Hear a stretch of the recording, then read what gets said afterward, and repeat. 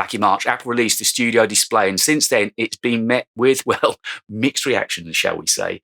But now I've got one, so it's time that I give you my impressions of what it's like to work with and alongside the 16-inch MacBook Pro.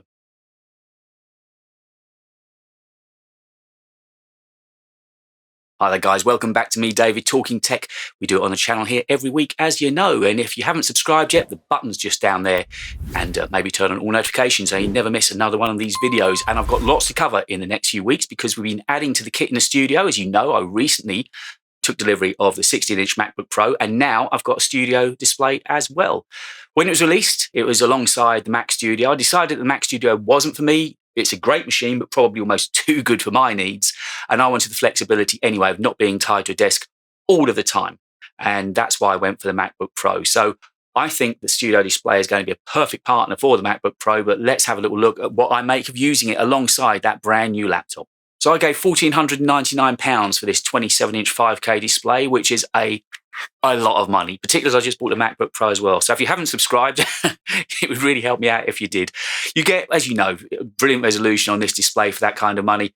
It's got a resolution of 5120 by 2880, P3 color, 600 nits of brightness, 1 million colors, True Tone, and 218 pixels per inch. The Studio display that I've got is the base level one, just with the tilt stand on it. It hasn't got the height adjustable stand on it. If you want to go for the height adjustable stand, it's an extra £400, and an extra £250 would get you the nano textured glass, which I believe is the anti-reflective glass treatment that they do. I don't really need it where I work, but obviously if you work in a very bright environment where you're in direct sunlight, that might be a consideration you want to make. And if you want the Visa mount, you can make that as an option. It's not any extra cost, but you do have to make that decision at the point of ordering, although I have heard that some Apple stores will remove the stand and put the Visa mount on there for you after you've purchased it. But do check with your local store or with Apple before purchasing if that Visa mount is important to you. And the options don't stop there, of course. You could also tick the box for Apple Care, which would bump the cost up even further. Initially, I put Apple Care on there, but then I decided it's sitting in the studio most of the time. It's not going to be moving around, so the chance of it getting damaged, I hope,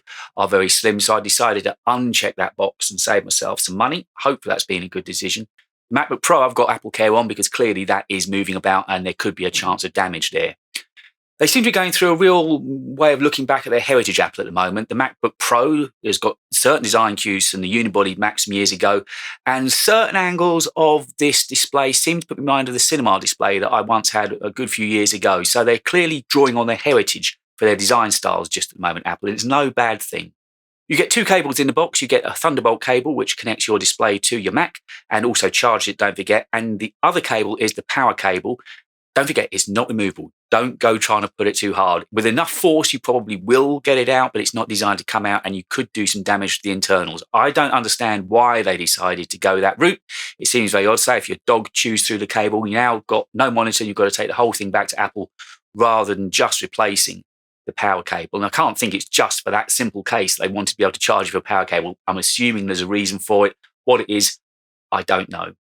People are talking about the bezels. It's going to be a similar kind of working environment, I dare say, to the iMac that's sitting behind me. Bezels have never been an issue to me, be it on an iPhone, on the MacBook Pro this week. I've got used to those slimmer bezels, and working, I hope, over the next few days on this studio display, I won't really notice the bezels at all. And because I've got an iMac sitting to one side, I'm assuming I'm going to notice they're virtually the same panels.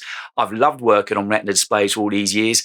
And although people have said that there are other options that you could go and buy for the same or less money, it was always going to be this for me. I'm in the Apple ecosystem. I love Apple's quality.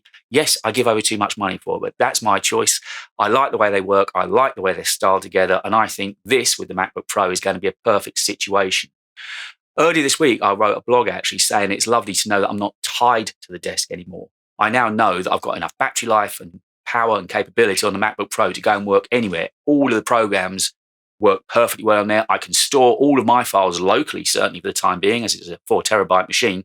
But equally, that gives me the option to go and work somewhere remotely. But if I want to work in the studio for a given day, I've now got the option of working either dual monitor with the MacBook Pro open, or if it's in clamshell mode, I can just work with the 27-inch display. So hopefully I've covered all bases and it's the best of both worlds, and I'm kind of future-proof for a few years to come.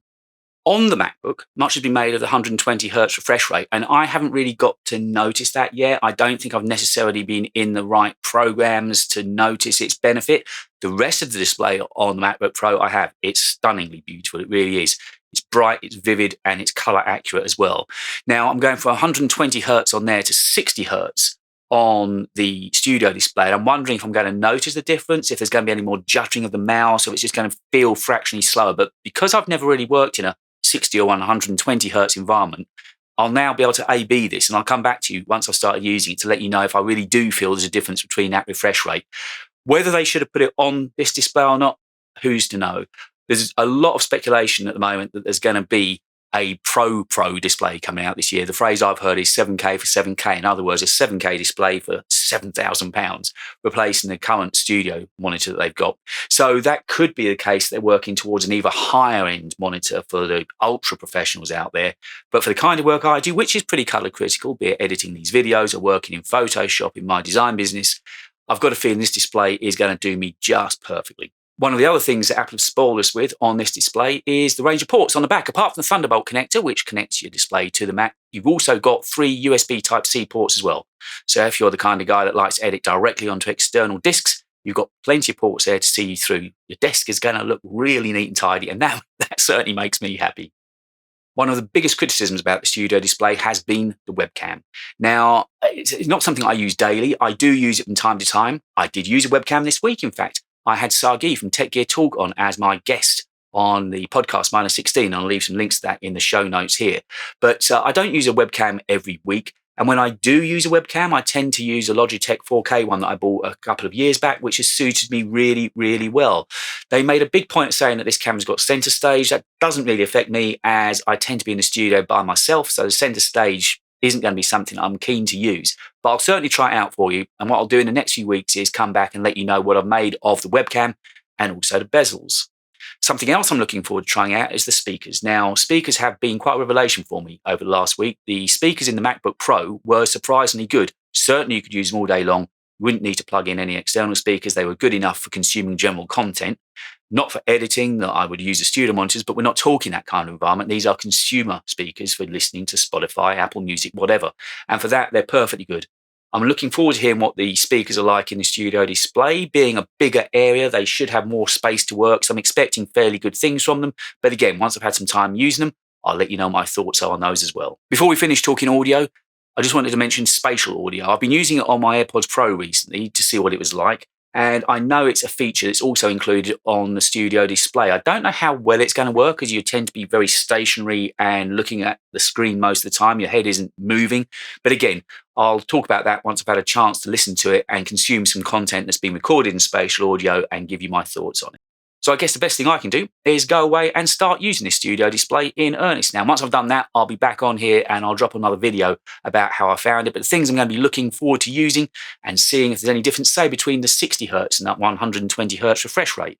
I'm looking forward to seeing if there's a quality difference there side by side. What are the speakers like? Was spatial audio any good? And did the bezels get in my way at all day to day? And also, is the webcam as bad as they say it is? I'll be testing that up against the Logitech as well.